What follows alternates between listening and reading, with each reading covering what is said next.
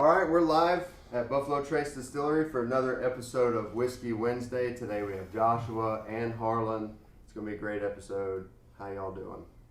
Doing great. Thanks, Tim. Hey, everyone. Welcome to Whiskey Wednesday. My name is Joshua, and I am here today with our master distiller, Mr. Harlan Wheatley. Harlan, how you doing today? I'm doing fine. Thank you. Great. So this should be fun. We're going to talk about our experimental program. Harlan, our motto here at the distillery is honor tradition, embrace change. I think this is a great thing to talk about in the spirit of our motto because I feel like it really leans into the embrace change part of the motto. But I'm curious, can you talk a little bit about how our experimental program came to be? Well, the experimental program for us started really a little bit over 25 years ago. We knew that the future of bourbon was in experimenting and trying different things. We felt, and we still feel that the best whiskey hasn't been made yet, and so we knew that we had to create different ways of aging, different recipes, different processes, and so we started off small, and we tried different finishes first, and then we expanded that program, and into which now we're 6,000 or 7,000 barrels of inventory, multiple expressions, and all kind, just basically anything. And the whole point for us is it needs to be purposeful. So when we experiment, we're trying to become either better distillers or become, create a better bourbon, better taste or a different taste. It's kind of the fun part of the business. Yeah, I do think it's a lot of fun for everyone that's involved, and I know there's a lot of people involved here at the distillery, in this program. So, talk about what you think it means to the team here, and really the sort of our team-based approach that we take on the program. Well, we have a very big team. I mean, these days we're up to 550 employees here at Buffalo Trace, and the experimental team, every 6 months we meet and we talk about spirits, not just bourbons, but all types of whiskeys and vodkas and any kind of spirit you can think of. And that team brings to the table a wealth of knowledge from all different facets of the business, and they're able to talk about sales and marketing and bottles and production, and it's really it truly is a team effort. And I think if you polled the group, it's all about pride. I mean, these people are very proud of what they're doing, or creating some new things for people to try, and it's exciting also because some of these things, and we'll taste some today, that's just never been on the market ever. So these are new things. Yeah, and real quick, guys, there's a lot of folks tuning in, like always. There's Michael from Benton, Kentucky, Scott from Louisiana, John from Jacksonville, Florida, Jim from Louisiana, chapter of the Original Bourbon Club. So lots of folks. So I'll start gathering some questions for you guys here in a minute. Yeah, so we're about to get into some fun whiskeys here, but before we do, I'd love to hear, Harlan, from you. When do you know one of these experiments is going to be really good? Well, like I say, we've got thousands of barrels and hundreds of different types of experiments.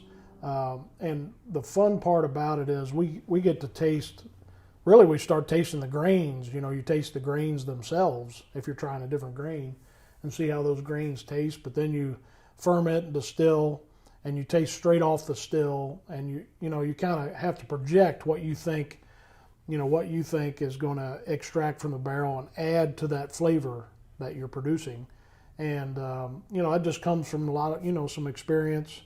From the group, and getting a lot of different viewpoints on what they think. And we also, of course, test and look at, the history of making those spirits and see how they compare to each other. So it kind of gives you clues on how you think that thing's going to taste. And then the fun part is every 12 months we go and get samples and do a quality check of those barrels. And I know we'll get plenty of volunteers for that, but we have to go in and taste those, and then you see how they progress over time. And some of these experiments, like the one we'll taste today, you might have to let them age for 10 or 11 years before you think they're ready. And that when I say ready, I'm talking about well balanced, it might improve. So sometimes when we do an experiment, let's say it's a 30 barrel experiment, we'll dump 20 of them because we think they're ready and good taste. But we leave 10 in the warehouse and see how they age up, because they might even get better than that. So sometimes you don't really know, but you can project, based on experience and, do the best you can with it. Yeah. So a little history, experience, a little art, a little science. Yes. Yeah, and I think Jamie Robinson had a very similar question. Sounds like you answered that. Hopefully, Jamie, that answered your question. And one more question from Zach Brooks, if I can go ahead and jump in here. What would Harlan say has been the most unique or fun experience you have tried? Has there been like a really unique one? It could be, you've done a lot, so. Yeah, we've been fortunate enough to, have a blank slate. So in other words, we can try any kind of recipe, and again, it needs to be purposeful. So we learn from each one of those things on how that grain, creates flavors and how it reacts in the barrel, and we really learn a lot. But like the one today we're tasting it's a different recipe. It's not even a bourbon, but we have lots of unique and one of a kind flavors in the warehouse, and some of them are pretty exciting to see how they age up. Because we've tasted some really good whiskey and more good whiskey to come. Yeah, the future is bright for sure. Yeah. Well, Harlan, what do you say we get into it? Yeah. I think we're going to start with our E.H. Taylor 4-grain. Yeah. Over here on our left. This was born out of our experimental program, and I think you distilled this in 2005. It's one of those experiments where we released half the barrels in 2017 and the other half of the barrels in 2018, I believe. So 12 and 13 years old. But I think it's interesting when we think about it as a team, what bottle we want to put these experiments in. We have a few options and brands we like to think about, but E.H. Taylor is certainly one of those because he was such an innovator, and so it only makes sense for us to put some of these great experiments into the E.H. Taylor bottle. Tell us a little bit about a little extra about the 4-grain. Well, with the 4-grain, we were doing 4-grain before 4-grain was cool, and we thought, we knew a lot about wheated bourbon, we knew a lot about rye bourbon, so what better way to try to see what would happen if you put those things together. Of course, it's wheat and rye together, into the bourbon. And we tried to, create a recipe that took kind of the best of both worlds. And so the expectation is it would be the best of both worlds. And believe it or not, when we tasted it, and again, we tasted straight off the still in 2005, and we thought this really has some potential. And as it aged up, we tasted every year. And as it aged up, we knew we had a winner. So along the way, I guess it was after about 4 or 5 years, we knew that we had something that people were going to enjoy. It did win the world's best whiskey last year, I think it was. So it's not just us saying that. So luckily, we made the decision to make more of it. So this is something that'll continue to be released under the E.H. Taylor label because we have more in the inventory and more to come. So we're excited about that one. Over time. Yeah, so, let's taste it.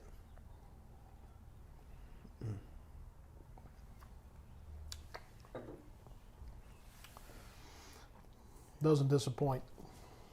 No, it's so good. It's familiar but different. Right. You're trying to combine what you like about each, and that's a good one. Yeah, all-time favorite. So I'm guessing it was really hard to sit on this. Once you knew it was going to be really good, I think you said about 5 years old, and you were like, we didn't release this until it was 12. Right. And so was that hard to sit on it? Yeah, because I saw some people release some in the market, and we had some older than theirs, still sitting in a warehouse. So, I was excited though because we knew that when we release it, everybody's going to agree that it was the best the age and best taste, to be out there. So we got a nice standard now, and we'll have to match that standard, moving forward. Yeah. By the way, we tasted that about 30 seconds ago. I still taste it. Yeah. That long finish is beautiful. I do have a question for you, Joshua. Gosh, sorry. It's a little bit about E.H. Taylor. but it is about the experiments. Jonathan asks, hey guys, my question is, why do you make special edition or experimental bottles for specifically E.H. Taylor and not other brands like Eagle Rare, etc.? It's a really good question. I think one, there's innovation is really built into the DNA of the E.H. Taylor brand, because E.H. Taylor was an innovator himself. He was the first to, I think use copper line fermenters and column steels and steam heating warehouses. So, he really set the standard in this sort of innovative gene that we have here at the distillery. And so we want to honor that legacy and, continue to innovate under that label. But that doesn't mean that we wouldn't consider innovating under other labels and brands. And so, all I can say is, stay tuned. Great, thank you. Yeah.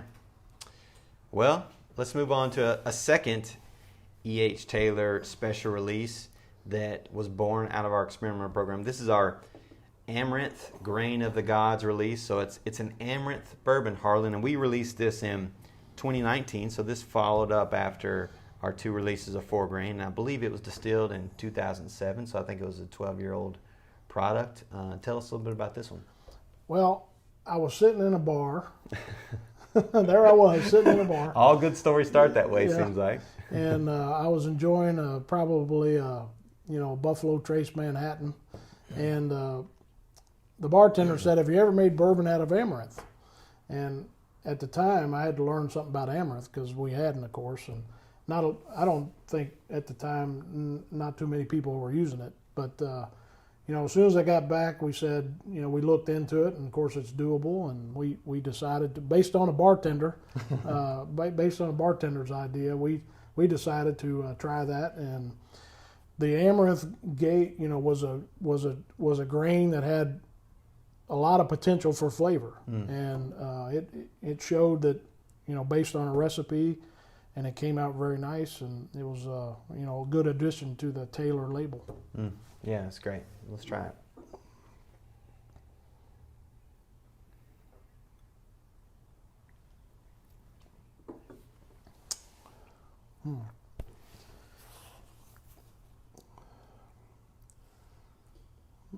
Different. Really good. It's a good one, yeah. It's really good. So Amaranth is one we're real happy with. I mean, I don't know what the total is now, but with the Taylor, we're releasing, a significant amount of cases. Of course, they're not going to, it's allocated across the country, across the world, I guess. But we're not selling a whole lot of those, but small. No, batches. That's the problem. You and I have this conversation all the time, that the problem is we do these experiments and we don't know how they're going to turn out, so you don't want to just make a million barrels of it, but the problem is when they're good, you don't have you wish you had more, Right. So. And I'm going to answer a question real quick. It's somebody's asking. I have to find it again, but somebody's just asking to repeat what they are. Oh, Heath Jackson. It's the Amaranth and the 4 grain. The E.H. Taylor's Amaranth, Grain of the Gods, and 4 grain. Hope that helps. Yep. These are one-time releases at the time, as Harlan mentioned earlier. When an experiment does really well, turns out well, we certainly consider making more, and so we're starting that process. But the problem is, these age for 12 and 13 years. It takes time. It takes some time, right? Father time. That's right. So let's go into something different, Harlan. This is our latest release of our experimental collection. So we release, a lot of our experiments in these, small 375 milliliter bottles. We typically do 1 or 2 a year, over the last, 10 plus years. And this is our 24th release of our experimental collection. It's a Baijiu style whiskey. Harlan, what is Baijiu? Well, Baijiu is something, it's the world's #1 consumed spirit. Very few people probably know that, but in this country anyway, that most spirits that are consumed is Baijiu. And, in the Chinese market, it's pretty, it's a common spirit there, and made probably, I don't know the number, but hundreds and if not thousands of different styles. The one we targeted when we made that distillate was a Mao Tai recipe, and that is a town in China. It's right on a river there.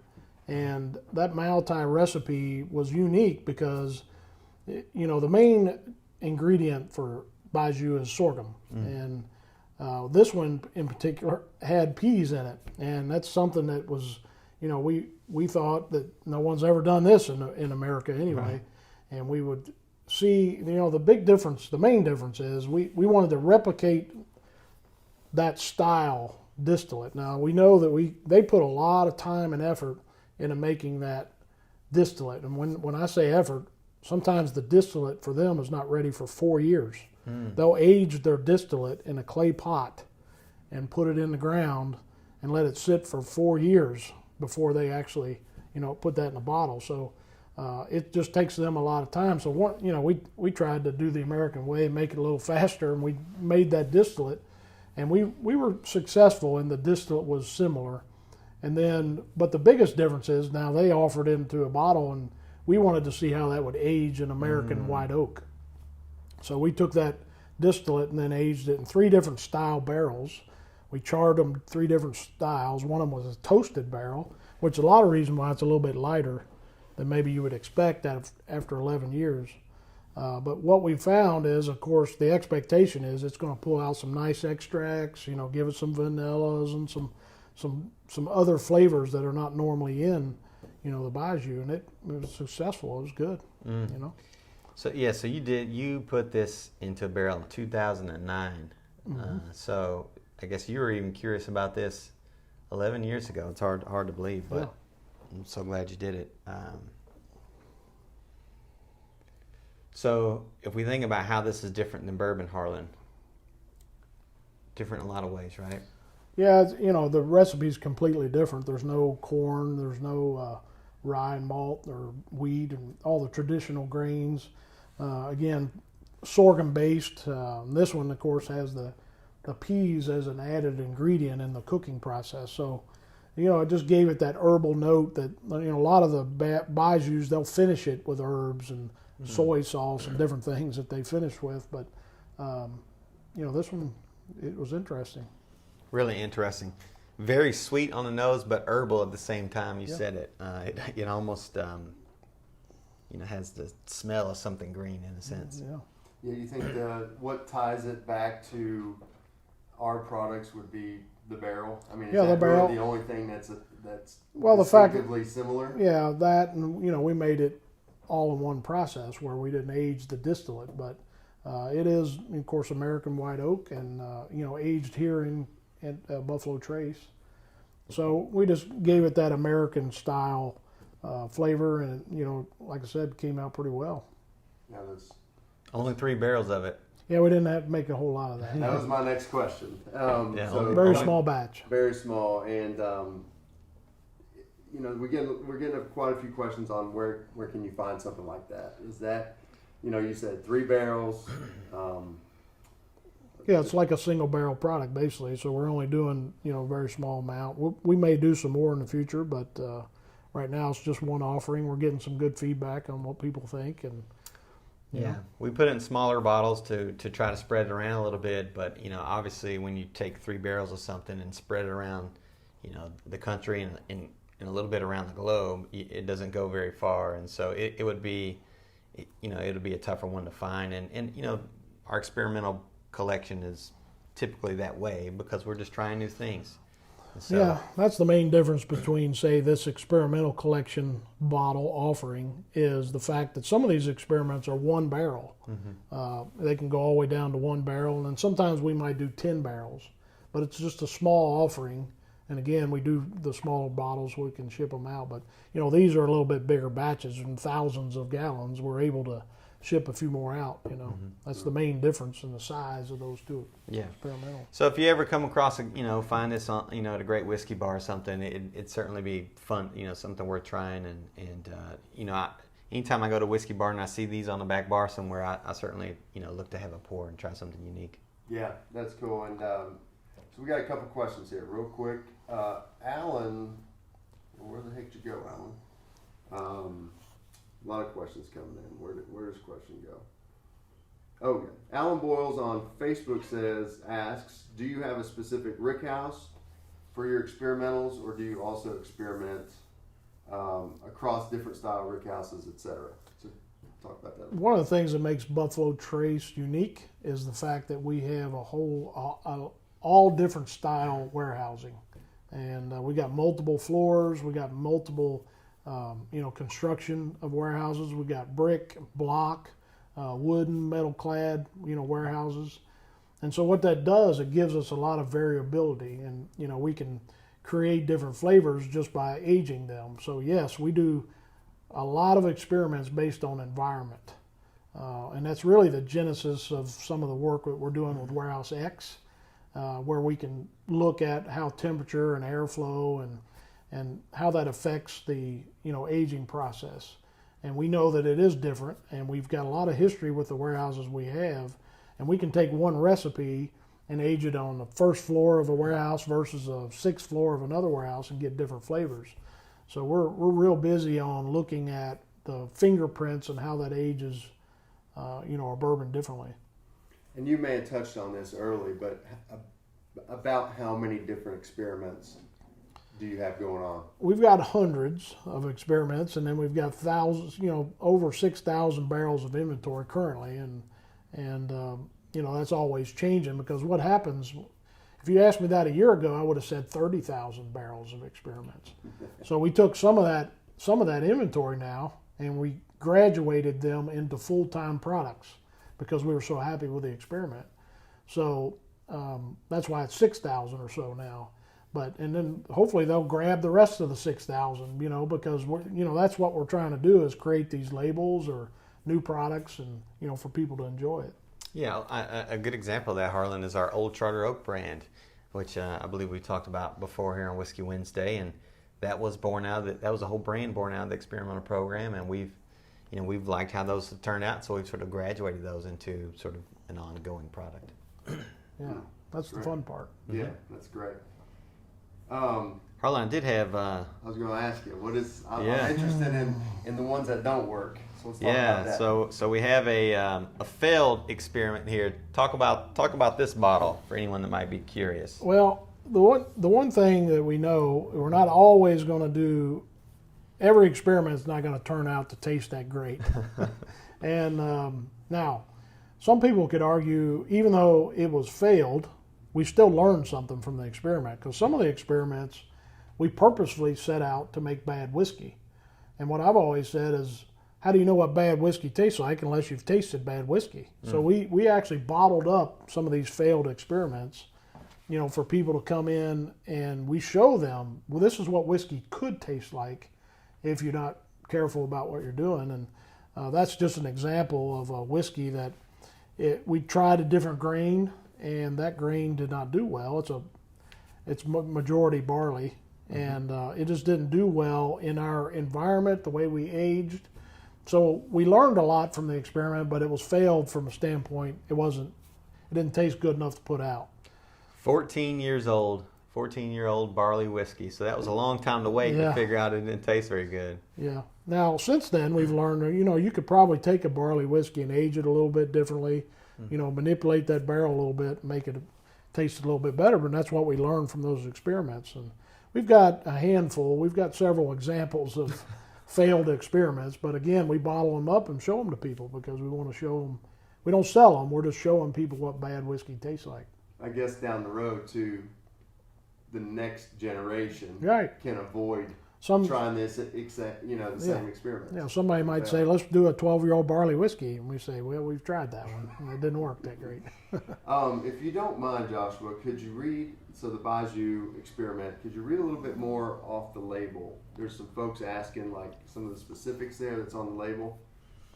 Yeah, the experiment is technically called Spirit Distilled from Sorghum and Peas Aged in New American Oak Cask. We couldn't say whiskey because it had peas in it. So this unique mash bill spent 11 years aging in a combination of uncharred and toasted white oak casks. The nose is rich and savory with notes of chocolate, dark cherries, and stone fruit. The delicate balance of sorghum and peas provide a palette of confection confection sugar up front with a sweet toffee finish. So those are some of our tasting notes. Great. Really interesting. I liked it. Thank you. All right, great. Did I ask, Jim asks, and I'd like to ask again, I may have already asked it, which experiment surprised you the most? Was there anything that was like good or bad? Did I already ask you that? Not specifically that But question. was there But, I mean, anything- we've had some pleasant surprises. I mean, the 4-grain was a good surprise when we tasted it. I mean, pleasant surprise. We've had some, bad surprises when you think of a whiskey's going to turn out the way it should. I mean, I wouldn't have thought that whiskey there would have tasted quite like it did. And so, you get surprises every day. That's the fun part about, people always ask when you're making whiskey, you have to have a lot of patience because a lot of times you don't taste it. You might not get a final product for 20 years. But along the way, you can, monitor that whiskey and, you'll get surprises along the way. And especially if you have thousands of barrels in a warehouse, you're going to have, a lot of different samples every day to look at. So The French oak was, French oak was good. Was a pleasant surprise for me. Great. Yeah. Anything else, guys? We've got a lot of folks chiming in, but we're about at our 20-minute mark. Any closing statements or anything else? Well, first of all, thanks for tuning in, and second of all, I think we typically say this, but we're making more day in and day out, Harlan and his team. So we're hard at it. Yeah, I think every day we balance our legacy brands that we're making every day. We're making more whiskey while we're basically under construction. The entire distillery is under construction. We're adding doubling our distillation capacity and adding warehouse capacity. So every day we're making more, and the idea is to continue to get more out there for people to enjoy. Mm-hmm. Great. So more whiskey coming for all of us fans. That's That's right. All right, thanks Joshua, thanks Harlan. No problem. Another really interesting Whiskey Wednesday, and again everybody, we go live every Wednesday at 2:00, so we'll see you next week.